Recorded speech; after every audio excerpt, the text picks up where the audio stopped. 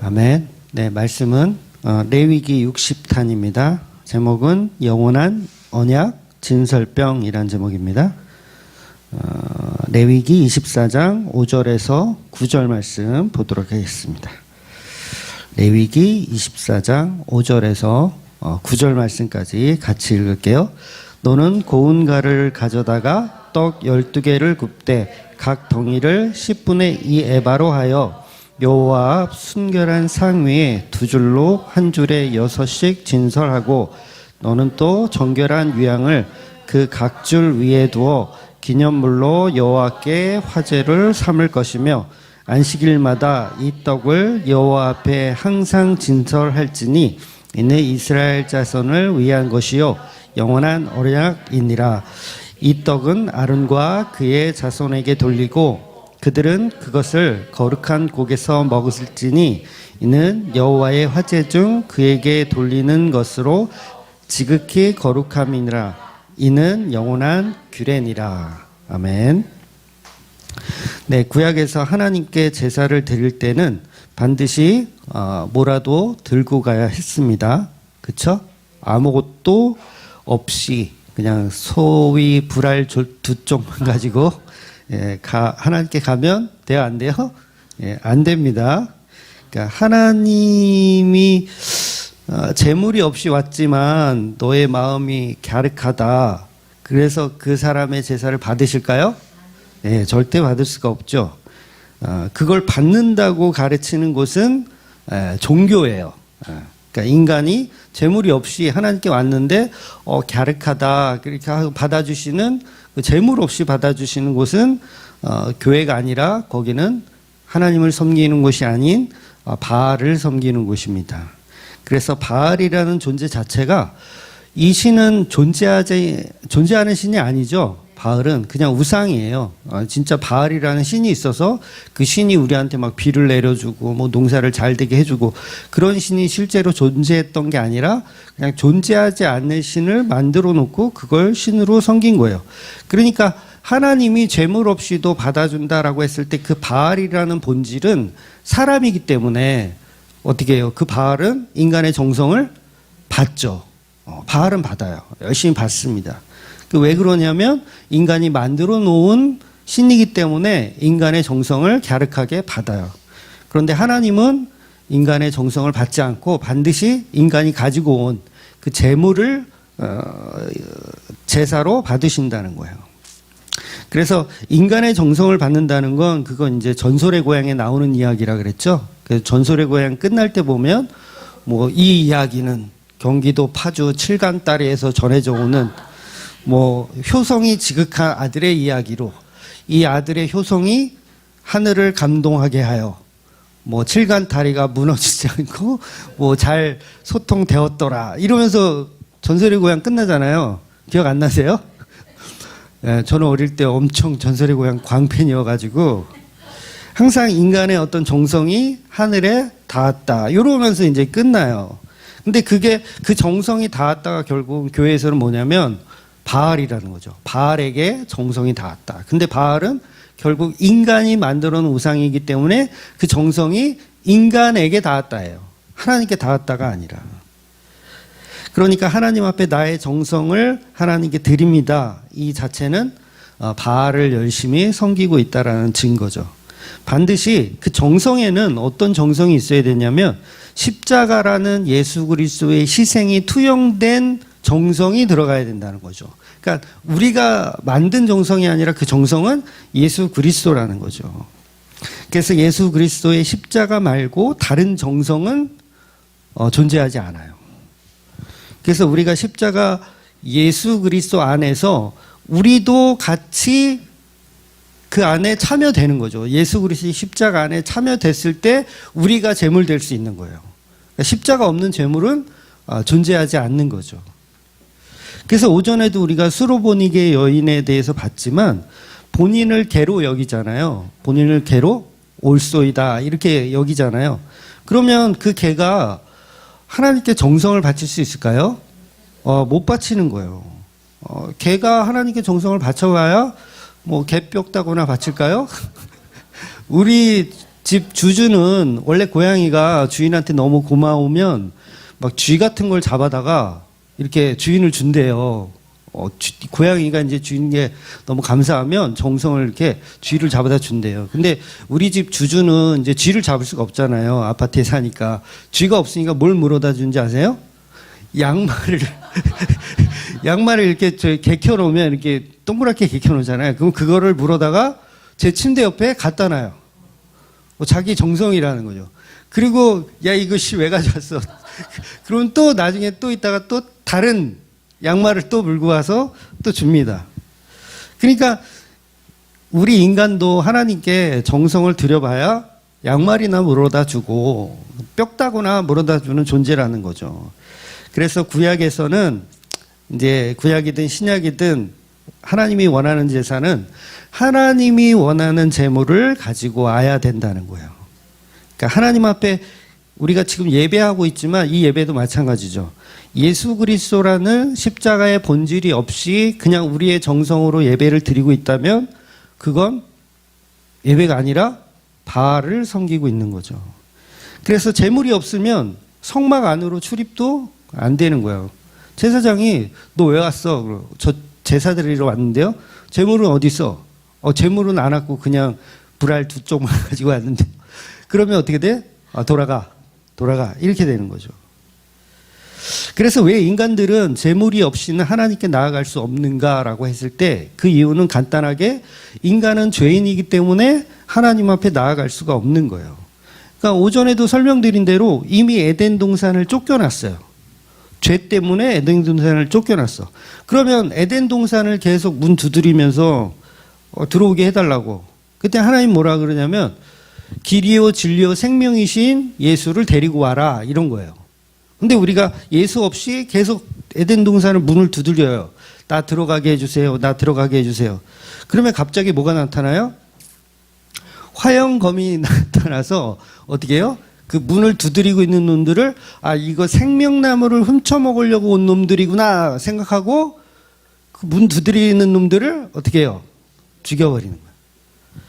그래서 우리의 정성으로는 아무리 매달리고 에덴 동산 넣어주세요 해도 하나님은 넣어줄 수 없다는 거죠. 그러니까 우리가 금은보화를 잔뜩 챙겨가지고 에덴 동산에 탁 갖다 놓고 봐라 내가 이만큼 돈이 많다.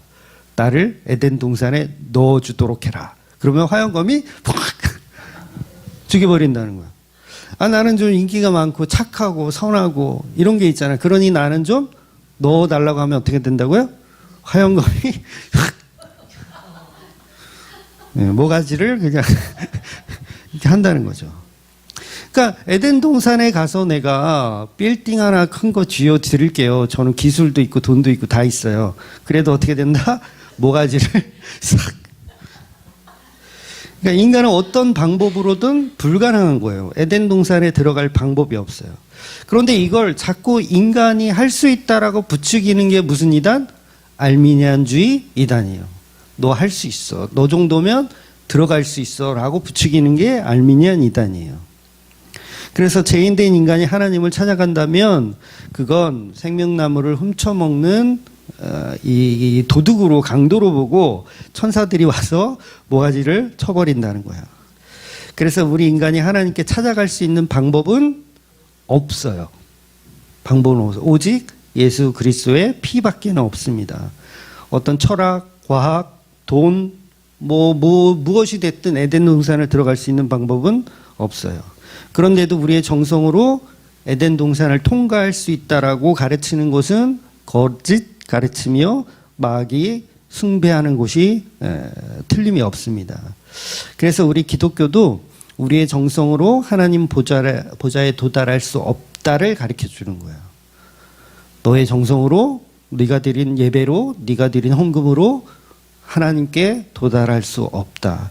그래서 반드시 뭘 가지고 와야 돼요? 구약에서는 양이나 염소나 소나 뭘 가져와야 돼. 곡식이 됐든 아니면 11조로 드리는 어떤 열매가 됐든 뭐가 됐든 일단은 제물을 가지고 와야 성막 안에 이제 제사를 드릴 수가 있는 거예요. 그래서 복음이란 성경 자체가 그 사람이 들고 있는 그 제물에 관한 이야기를 하는 거예요. 그러니까 성경 66권은 사람이 들고 있는 그 재물. 그 사람이 들고 있는 그 재물은 뭐예요? 예수 그리스도의 보혈의 피라는 거죠. 성경 전체가 그 얘기를 하는 거예요. 사람이 뭘 들고 있느냐, 뭘 들고 하나님 앞에 갈 수 있느냐. 예수 그리스도의 십자가만이 그 에덴 동산을 들어갈 수 있는 열쇠요, 길이다라고 설명하는 겁니다. 그래서 하나님께 드려지는 모든 제물이 십자가에 죽으신 예수 그리스도, 그곳을 가르치는 곳이 교회여야 하고요. 이거를 이제 우리 신학에서는 이렇게 표현하거든요. 구속사적 복음이라고 표현해요. 구속사적 복음. 그러니까 예수 그리스도의 피로 인한 구원과 속죄에 관한 이야기. 그래서 구속사라는 이게 없는 설교는 설교가 아니에요. 그거는 설법이라고 하는 거예요. 그래서 목사들이 하는 설교와 스님들이 하는 설법이 내용이 똑같으면, 물론 단어는 이쪽은 뭐 예수도 들어가고 하나님도 들어가고 단어는 들어가지만 결국은 인간의 정성으로 에덴 동산을 들어가자고 하는 그것들이 전부 구속사가 없기 때문에 그거는 설교라고 할 수 없는 거죠. 여러분, 우리가 그 양희은 씨 노래 아세요? 양희은 씨 노래 중에 엄마가 딸에게라는 노래가 있어요. 가사가 이렇거든요. 공부해라. 아니야, 그건 너무 교과서야. 성실해라. 나도 그러지 못했잖아. 이 노래 아시죠? 사랑해라. 아니야, 그건 너무 어려워. 죄송해요, 제가 음을 잘 몰라서. 너의 삶을 살아라. 뭐 이런 노래가 있어요.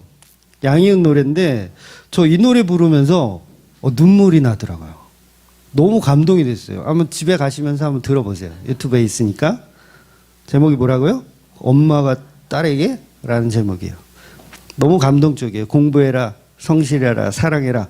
무엇보다 너의 삶을 살아라. 너무 감동을 줘요. 근데 이게 여기에는 뭐가 없어요? 예수라는 구속사가 없죠. 그러니까 이 내용을 가지고도 설교할 수 있어요, 우리가. 설교를 해요. 그럼 사람들이 감동을 받을까요, 안 받을까요? 받아요. 막 눈물 흘리면서 그래, 나의 삶을 살아야지. 공부, 그게 중요한 게 아니지. 막 그러면서 사람들이 감동을 받아요. 근데 뭐가 없냐면 구속사가 없어요. 구속사가 없는 너의 꿈을 펼쳐라, 공부해라, 사랑해라, 이런 아무리 좋은 얘기를 해봐야 감동은 오지만 그 감동이 복음이 아니라는 거죠. 그래서 복음은 십자가에 죽으라는 말을 하지 너의 꿈을 펼쳐라는 말을 하지 않아요. 그래서 너의 꿈을 펼쳐라는 그냥 종교 강의를 하는 거예요. 종교 강의. 그래서 종교 강의를 하게 되면 목사가 됐든 스님이 됐든 구속사가 없기 때문에 그건 예배도 아니고 복음도 아니라는 거죠. 그래서 그런 식의 구속사가 없는 예배는 하나님께 도달할 수 있다 없다? 없어요. 어떻게 되는 거예요? 화영검이 와서 훅 땡강. 그러니까 화영검은 뭐만 보냐면 예수 그리스도의 피를 가졌는가를 보는 거예요. 예수 그리스도의 피를 가졌는가. 제사 드리러 성막에 왔는데 들여보낼 때 어떻게 들여보내냐면 소와 양과 염소가 있는가, 희생제물, 피로 드려질 희생제물을 가지고 왔는가를 보고 가지고 왔으면 어떻게 해요? 그 사람이 조폭 출신이든 살인자든 상관이 없어요. 들어오게 하는 거예요. 뭐만 있으면? 예수 그리스도의 피만 가지고 있으면 들어오게 해주는 겁니다. 그래서 유일하신 예수 그리스도만이 우리의 길이요, 진리요, 생명임을 가리키는 곳이 바로 교회라는 거죠. 그런데 이런 구속사가 없으면 거짓 선지자요, 마귀에 속한 목사들일 뿐이라는 거예요. 그러니 오늘날도 이 사실을 정확히 분별하지 못해서 교회 다니면서 바알을 섬기고 있고 교회 다니면서 몰렉을 섬기고 있는 거예요. 그러니까 몰렉에게 11조를 바치고 있고 온갖 정성을 다 바치고 있는 거예요. 그러다가 그 정성으로 화영검한테 오늘 화영검의 훅이 많이 나오네요. 그래서 오늘 본문은 유대인의 절기의 말씀들을 이제 마무리하면서 진설병에 관한 이야기로 이제 나오잖아요.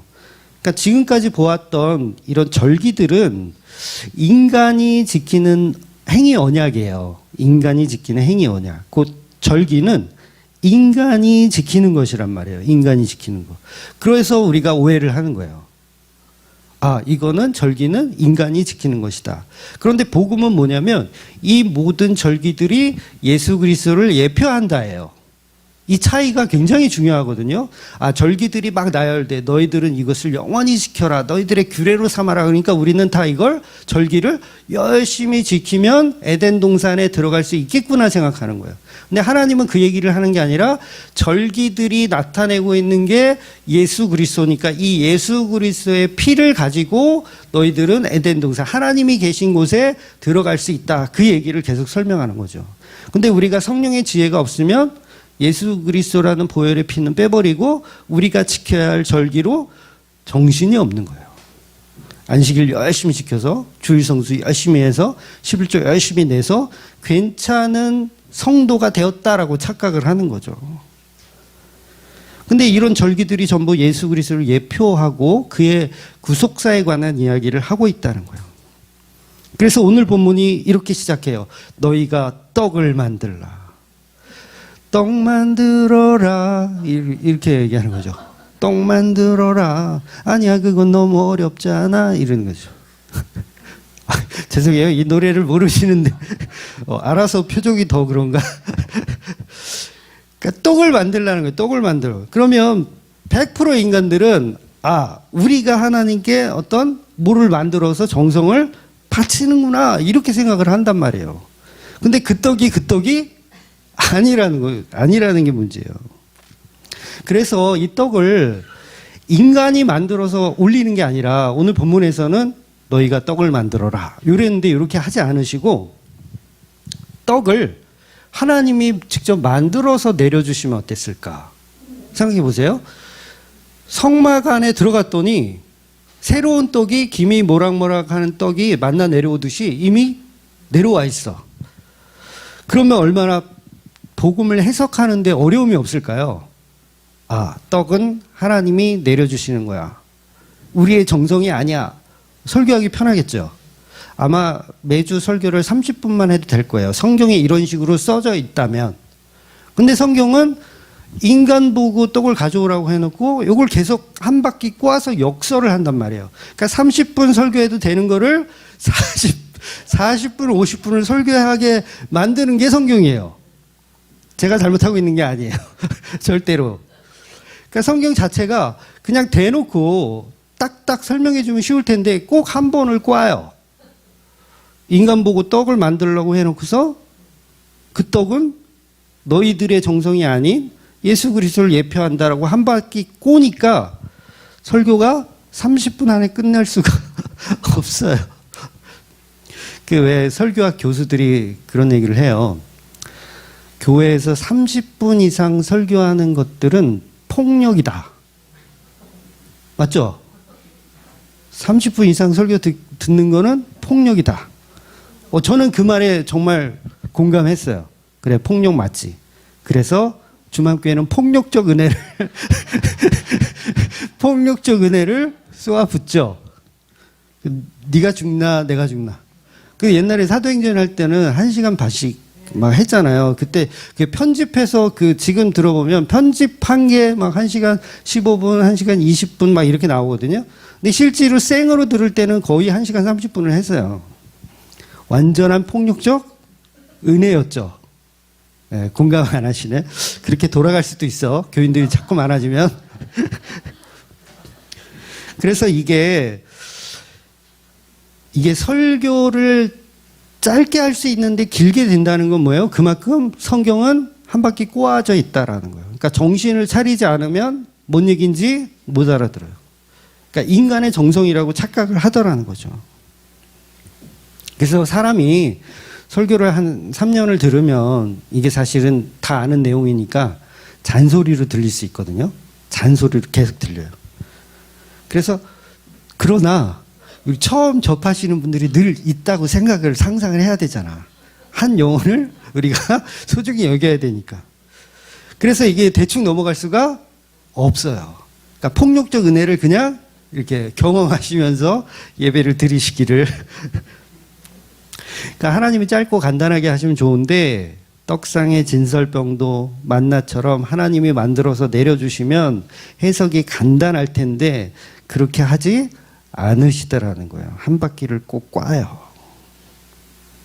그래서 오늘 본문을 보면 5절에 보면 너는 고운 가루를 가져다가 떡 12개를 굽되 각 덩이를 10분의 2 에바로 하여 여호와 앞 순결한 상 위에서 두 줄로 한 줄에 6씩 진설하고 이렇게 표현하는 거예요. 그러니까 본문의 내용은 이렇게 인간이 떡을 만들어서 바치라고 하는 것처럼 되어 있어서 본질을 놓치게 되어 있다는 거죠. 이거는 일부러 하나님이 이렇게 하시는 거예요. 본질을 놓치게끔 일부러 만드시는 거예요. 왜냐하면 복음은 굉장히 비밀스럽게 접근이 되기 때문에 그래요. 그래서 본문은 인간의 정성으로 바치는 것으로 우리가 착각하지만 결코 그런 얘기가 아니라는 거예요. 여러분 이 떡이 크기가 되게 커요. 그러니까 지금 이 에바라는 단위가 한 바구니, 그러니까 지금으로 치면 뭐 한 22리터 정도 되는 양이래요. 한 바구니. 에바라는 단어가 거기를 10분의 2 에바니까 5분의 1이죠. 그러면 못해도 4.4kg예요. 4.4리터죠. 4.4리터로 떡 하나를 만드는 거예요. 엄청나게 크죠. 떡 하나 만들 때. 그러니까 이거 그러니까 4.4리터로 떡 하나를 만드니까 정성이 들어가겠어요? 안 들어가겠어요? 엄청 들어가야 돼. 4.4리터로 만들려니까.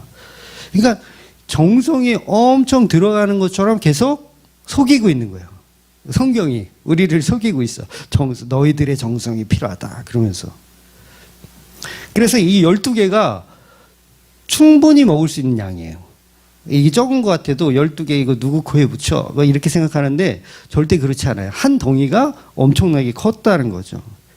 그래서 인간의 정성으로 이렇게 큰 떡을 만드는 정성이 필요하고 이걸 들여지는 것으로 우리는 착각을 해서 본질을 다 놓쳐버린다는 거예요. 그러면 왜 이 떡을 하나님이 직접 만들어 내려주시 아니하고 인간이 만들어서 하나님 앞에 진설할까? 바로 이 또한 인간이 가지고 오는 재물의 개념을 설명하기 위한 거예요. 이 떡을 너희가 만들어라. 그러니까 예수 그리스도라는 재물을 너희가 들고 와라. 이 똑같은 본질의 이야기를 하는 겁니다. 그래서 이 떡은 12교회를 상징하잖아요. 떡이 12개인데 12지파 12교회를 상징해요. 그러니까 예수 그리스도의 희생을 이제 표현하는 교회인데 이게 여러분 해석할 때 12교회 그러면 12떡, 12진설병, 12떡 하면 교회만 상징한다라고 생각하시면 안 돼요. 이 교회만 상징하는 게 아니라 먼저 뭘 상징해야 되냐면 예수 그리스도의 살과 피를 사실은 먼저 상징되어 있다는 거예요. 그래서 제물이라고 하는 거예요. 너희가 만들어라. 그러나 너희가 가져온 이 떡은 누구다? 예수 그리스도라는 거예요.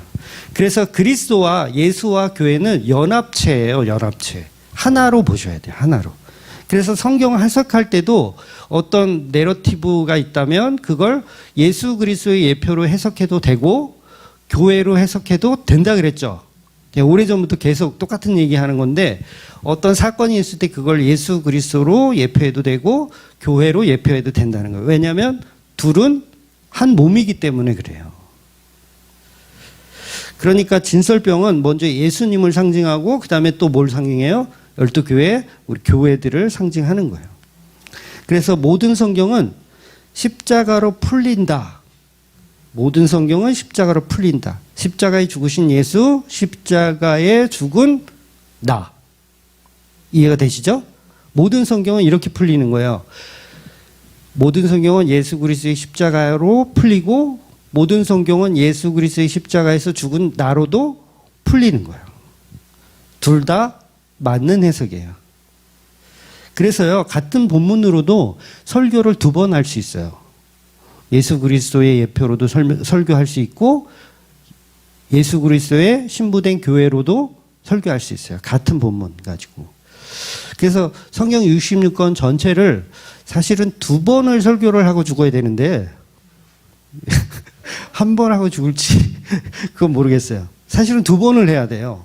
하나는 그리스도로 보고 하나는 교회로 보고. 그래서 설교가 길어요. 예, 피곤하시면 좀 주무세요. 그래서 하나는 예수로 풀고 하나는 교회로 푸는. 그런데 이걸 가지고 이제 우리가 오해를 하면, 저 목사님은 교회로 푸는데 이 목사님은 예수로 푸네? 그러면 어떻게 해요? 예수로 푸는 교회인들은 교회로 푸는 교회를 이상하다. 막 그러죠. 내 취향 아니다. 막 이러고. 또 반대로 교회로 푸는 교회는 또 예수로만 푸는 교회를 막 손가락질하고. 근데 복음은 하나이기 때문에 그 안에 예수 그리스도와 교회가 함께 있다는 거예요. 그래서 본문에 보면 이제 화제라는 단어가 또 나와요. 화제. 그러니까 태워서 드리는 제물. 그런데 이 화제를 떡상 위에 유향이 있는 거예요. 유향. 그러니까 기름이죠. 한마디로 향기로운 기름이 있는데 요걸 화제로 드리라고 표현을 해요. 그래서 정결한 유향을 각 줄 위에 두어 기념물로 여호와께 화제를 삼을 것이요라고 표현되어 있어요. 그럼 유향만 화제로 희생제물을 드리고 떡은 태우지 않으니까 떡은 희생제사가 아닌가 보다 또 이렇게 오해를 할 수가 있는데 그렇지가 않아요. 이 떡도 사실은 화제로 드려진 거나 마찬가지예요. 그러니까 예수 그리스도의 희생, 화제로 드려진 예수 그리스도 그리고 교회로도 상징되는 거죠. 그래서 12개의 떡은 직접 태우지는 않지만 화제로 드려진 떡이라고 이제 9절에서 설명을 하고 있어요. 그러니까 9절의 그 내용을 제가 읽어드리면 이는 여호와의 화제 중 그에게 돌리는 것이다. 이렇게 표현해요. 그러니까 이 떡이 화제로 드려진 떡이다. 이렇게 표현을 하는 거지. 이미 드려졌다라고 보는 거죠. 그래서 이 떡이 이제 하나님께 드려지고 12떡은 하나님의 희생 제물이에요. 12떡은 하나님의 예수 그리스도를 상징하죠. 드려져요. 그 다음에 이 떡은 화제로 태우지는 않지만 상징적으로 화제가 되었고 이걸 이제 누가 먹어요? 제사장들이 나누어 먹는 거예요. 그러니까 예수 그리스도가 하나님 앞에 드려진 화제로 드려진 희생 제물이 되고 그 십자가의 피를 제사장들이 나누어 먹는 거예요. 제사장은 상징적으로 이제 교회의 지체들을 표현하는 거죠. 그러니까 예수 그리스도라는 제물이 하나님께 먼저 희생 제물로 드려지고 우리는 그걸 받아서 어떻게 해요? 나누어 먹는 거예요. 근데 이 떡은 일주일에 한 번씩 바뀌어요. 매 안식일마다 새로운 떡을 만들어서 성막 안에다 올리고 떡상 위에 올리고 그 다음에 옛날 떡은 거두어서 제사장들이 거룩한 곳에서 먹는 거예요. 그러니까 이 구약의 말씀인데 신약의 교회들의 형태를 그대로 표현하고 있는 거예요. 근데 교회들이 뭐가 없어요? 떡이 없어요. 떡이 이게 그 떡이 아니야. 하나님은 말씀하신 진설병을 만들려고 그랬더니 다 막 개떡에 쑥떡에 절편에. 그래서 8절에 보면 떡 준비는 전부 인간이 하거든요. 그러면 이 준비하는 거 뭐 이런 게 다 인간의 정성이라고 생각하는데 이 인간이 드렸으면 이거 하나님을 위해서 드린 거잖아요. 만약에 인간이 드렸으면. 근데 그게 아니라고 본문은 얘기해요. 8절에 보면 이스라엘 자손을 위한 떡이다. 이렇게 이제 표현을 하는 거죠. 그래서 24장 8절 본문을 보면 안식일마다 이 떡을 여호와 앞에 항상 진설할지니 이는 이스라엘 자손을 위한 것이요라고 표현해요. 하나님을 위한 게 아니래요. 이스라엘 자손을 위한 거래요. 그러니까 예수 그리스도가 결국은 교회를 위해서 희생되었다. 이렇게 표현이 되는 거죠. 그래서 사람이 준비했는데 하나님을 위한 것이 아니라고 한다면 우리의 정성은 하나님께 도달할 수가 없다라는 얘기를 본문에서 하는 거예요. 이건 하나님께 도달받는 게 아니라 너희들을 위한 거야. 그러니까 결국은 화살이 결국 이렇게 돌아서 구원은 누가 받냐? 인간이 받는 거예요. 그러니까 하나님이 자꾸 이거를 꼬는 거죠. 이렇게 어렵게. 설교가 길어질 수밖에 없죠. 예, 어렵게 꽈요. 그래서 이거 레위기가요. 십자가 복음이 없으면 해석이 불가능합니다. 그러니까 모든 성경은 구속사로 풀지 않으면 해석이 안 돼요. 될 수가 없어요. 그러니까 구속사로 안 풀면서 막 설교 해석하는 목사님들 있잖아요. 다 엉터리예요. 다 엉터리. 구속사로 풀지 않으면 반드시 부딪혀요. 서로 말씀끼리 충돌합니다. 세탁기에 막 각종 옷이 막 다 들어있어가지고 막 서로 막 엉키고 설키고 막 하는 것처럼 충돌이 계속 일어나요. 근데 구속사로 풀면 이게 다 결대로 차곡차곡 다 풀립니다. 다음 주에 보면 이제 하나님을 모독한 사람을 때려 죽이라고 해요. 하나님을 모독한 사람이 있어요. 다음 주에 볼 거예요. 그 14절에 나오는데 그를 어떻게 하냐면 온 회중이 그를 치라, 돌로 치라 이렇게 표현해요. 살인해라 이러는 거예요. 그러면 여기서 말하는 온 회중이란 말은 뭐예요? 온 회중이란 아무 생각이 없어도 뭐 하라는 거야? 돌 들어서 던지라는 얘기죠. 온 회중이란 표현은 그런 거예요. 즉 아무것도 모르고 있다가 무슨 일인지도 몰라. 막 사람들이 막 돌을 들어서 누군가를 막 치고 있어. 그러면 온 회중이라고 했으니까 나도 들어서 쳐야 돼요? 안 쳐야 돼요? 쳐야 되죠. 온 회중이라고 그랬으니까 하나님의 말을 거역할 수 없잖아요. 쳐야 돼요. 그러니까 14절에 온 회중이 돌을 들어 그를 치라 하는 거예요.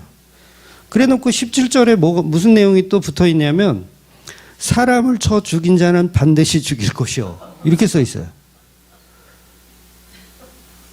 어떻게 된 거예요, 이거? 이 말이에요? 막걸리예요, 이게? 온 회중은 그를 치라 해놓고서 그 다음에 17절에는 사람을 쳐 죽인 자는 반드시 죽일 것이요 이러는 거예요. 그러니까 이건요 구속사적으로 풀지 않으면 해석이 안 돼요. 될 수가 없어요. 근데 구속사로 풀면 쉽죠. 여기서 맞아 죽은 자는 예수 그리스도니까. 그리고 우리가 십자가에 죽은 예수를 돌로 쳐서 죽인 자들이니까 우린 당연히 죽어야 되는, 우리도 마땅히 죽어야 돼요. 그러니까 성경이 부딪히질 않아요. 구속사로 풀면 다 풀려요. 그러니까 이게 너무 신기한 거예요. 아, 이거구나. 아, 이거구나. 십계명도 우리가 봤지만 우상 숭배하지 말라 그래요.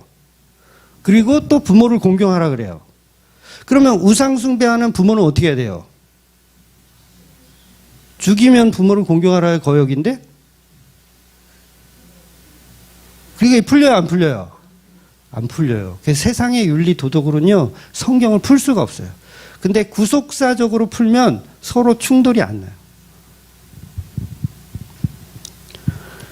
즉, 구속사로 성경을 풀지 않으면 성경은 독해 자체가 안 돼요. 무슨 얘기인지 이게 알아들을 수가 없어요. 그러니까 이 성경을 해석하는 신학자들이 사실은 다 거짓말하고 있는 거예요. 완벽히 풀리지 않으니까 결국 뭐라 그래요? 하나님이 계시를 여기까지밖에 안 주셨어. 아니요. 우리가 충분히 알아들을 만큼 계시를 주셨어요. 우리가 눈이 없어서 소경이라서 그걸 못 알아보는 거죠. 그래서 이거를 구속사적으로 풀면은 다 해결이 되는데 요거를 윤리적으로 풀려니까 안 되니까 지금도 기독교인들한테 사형선고 제도 찬성 반대 딱 물어보면 어떻게 반으로 다 나뉘어요. 사형선고 어떻게 찬성하냐? 그럼 찬성하는 분들이 있고 저는 찬성하는 스타일이거든요. 찬성하는 사람이 있고 또 반대하는 사람이 있어요. 어떻게 사람의 생명을 인간이 마음대로 이렇게 결정할 수 있느냐? 서로 난제예요. 이게 왜 난제가 돼요? 성경을 푸는 법을 몰라서 그래요. 그러니까 성경은 구속사의 이야기니까 살인자를 죽여야 되나 살려야 되나 그 얘기를 하는 게 아니잖아요. 그러니까 엉뚱한 데다가 지금 맞춰가지고 도배지를 이렇게 좋은 도배지를 이렇게 바르다가 실크 도배지를 바르다가 중간에 떨어졌어. 그러니까 아무거나 갖다가 또 붙여. 그리고 아, 우리 집 깨끗해. 이러고 있는 거랑 똑같은 거예요. 그래서 성경에 난제들이 많은 것처럼 보이거든요. 요런 식으로 이제 못 푸는 거예요. 못 풀어. 결국은 구속사로 풀지를 못하기 때문에 성경이 계속 이게 헤매게 되는 겁니다. 그래서 구속사적인 원리로 성경을 푸는 게 굉장히 중요한 거라는 거죠. 그러니까 제가 교회를 개척하기 전에 이제 그런 거 물어보시는 분들이 있어요. 지금도 이제 그거 물어보시는데 도대체 목사님은 누구의 영향을 받으셨냐? 요거 질문하시는 분도 있어요. 그러니까 스승이 누구냐? 당신의 스승이 누구냐? 그 스승이 누구냐 그러면 저는 할 말이 없어요. 왜냐면 그냥 성경을 구속사적으로 푸는 것 뿐이니까 뭐 특별한 스승이 없죠. 그러니까 제가 뭐 스승이라고 한다면 지금은 뭐 이장호 목사님 제가 좋아하잖아요. 이장호 사적인 자리에서도 많이 말씀하는데 이장호 목사님도 코로나 전에 19년도에 알게 되신 분이에요. 19년도에 알게 됐고 그다음에 이장호 목사님이 여기 사경에 서울에서 사경에 한다 그래서 가서 인사도 드리고 그랬었어요. 그러니까 특별히 어떤 단체나 어떤 기관에서 내가 훈련받거나 아니면 뭐 스승이 있어서 내가 그분을 모셔서 노하우를 전수받은 게 아니에요. 그냥 구속사적으로 성경을 풀고 있는 거죠. 그냥. 그런데 어떻게 해요? 성경이 막힘없이 저는 아직까지는 막힘없이 풀린다고 생각이 들거든요. 막힘없이 풀려요. 성경을 예수 그리스도의 구속사적 개념으로 푸니까 문제가 없더라는 거예요. 그래서 구속사적으로 푸는 목사님들을 만나면 비슷한 거예요.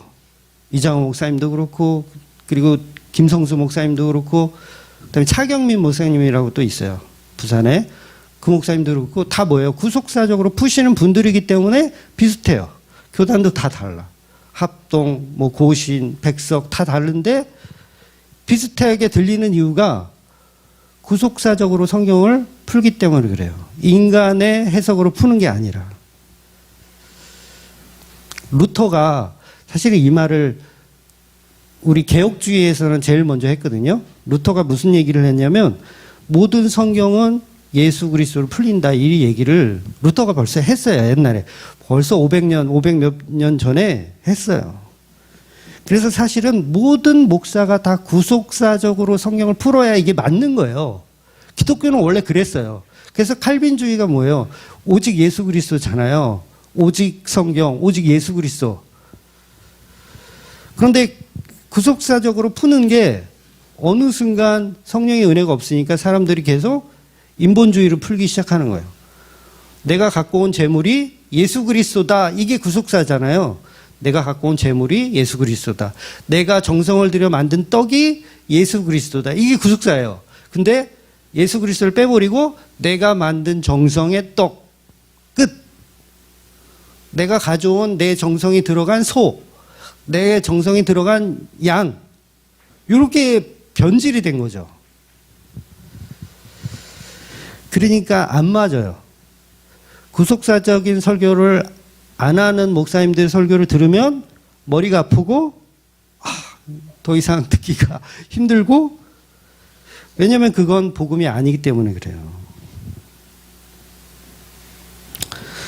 그래서 구속사적으로 풀면 인간이 가지고 온 재물은 전부 예수 그리스도를 표현한다. 그래서 오늘 본문에 말하는 떡 12개도 예수 그리스도의 살과 피이며 그 안에 예수 그리스도의 몸된 교회가 들어있다는 거죠.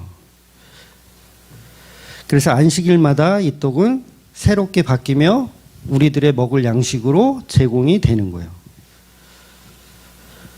그래서 다음 주에 보면 이제 문맥상 맞지 않아 보이는 이야기가 나온다 그랬잖아요. 문맥상 맞지 않은 내용. 그러니까 여호와를 모독하다가 사람들의 손에 맞아 죽는 어떤 사람의 이야기가 등장해요. 굉장히 뜬금없죠. 그러니까 절기 얘기 막 하다가 갑자기 등대 얘기하다가 떡상에 있는 떡 얘기하다가 그 다음에 그러니까 사람들의 돌에 맞아 죽는 어떤 사람의 이야기가 딱 붙어 있어요.